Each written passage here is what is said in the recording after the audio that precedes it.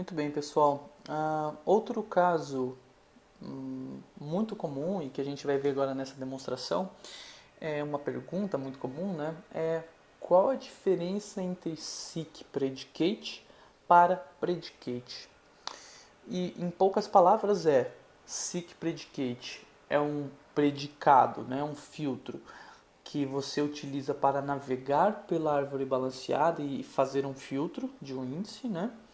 E um predicate é um filtro que você vai aplicar, que o SQL Server vai aplicar depois que terminar de fazer a navegação pela árvore balanceada. Ou que se não tiver navegação pela árvore balanceada, é um filtro que ele vai aplicar no nível folha do seu índice. Tá? O ideal é que um predicate seja um seek predicate. Tá? Então, se você tiver um predicate, possivelmente isso significa que você poderia criar um índice com base nessa informação que você tem de predicate, nesse filtro, na coluna que você está fazendo o filtro, e possivelmente o SQL faria essa operação de filtro de forma mais eficiente, navegando pela árvore balanceada, ou seja, tornando isso em um seek predicate. A gente vai ver alguns exemplos aqui. Como sempre, vamos usar o banco de dados Northwind e eu vou começar criando um índice na tabela Orders Big com base na coluna Orders Date. Não sei se o índice já existe, eu acho que sim, então vamos lá. Criei o índice, deixa eu só ver se tem outros. Tem, deixa eu apagar esses outros índices aqui. Drop Index Orders Big. Ponto, vou apagar todos esses.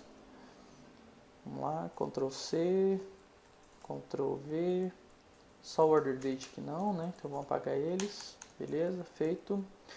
E aí olha só, primeira coisa, seek predicate é utilizado para navegar pela árvore do índice. Então eu estou fazendo um filtro em order ID, existe um índice que é a minha chave primária por order ID, então se eu der uma olhada no plano de execução, o que a gente pode ver aqui? A gente pode ver um Clustered Index Seek.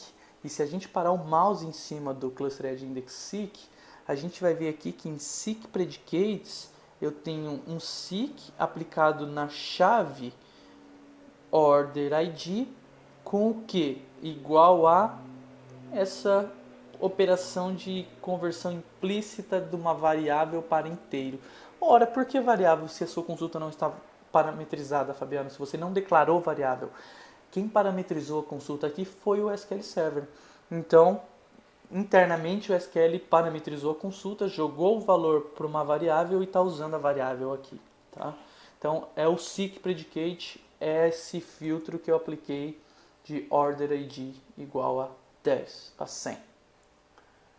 Tá bom? Simples e direto.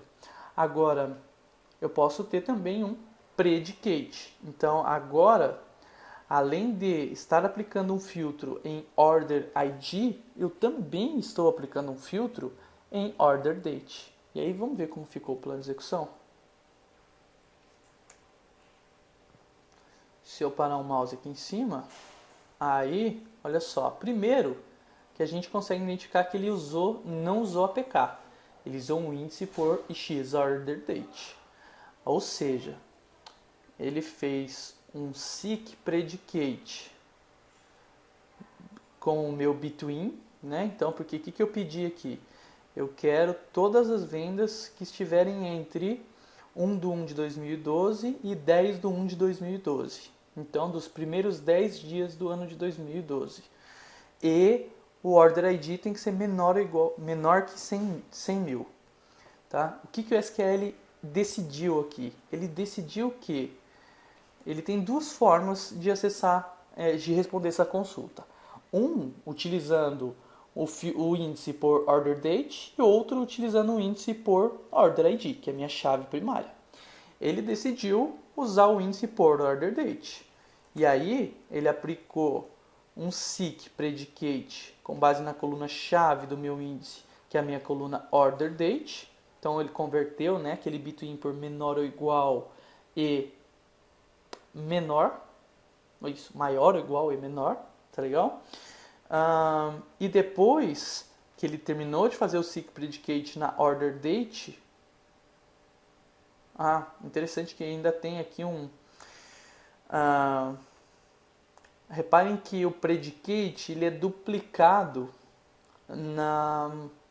aqui como seek predicate.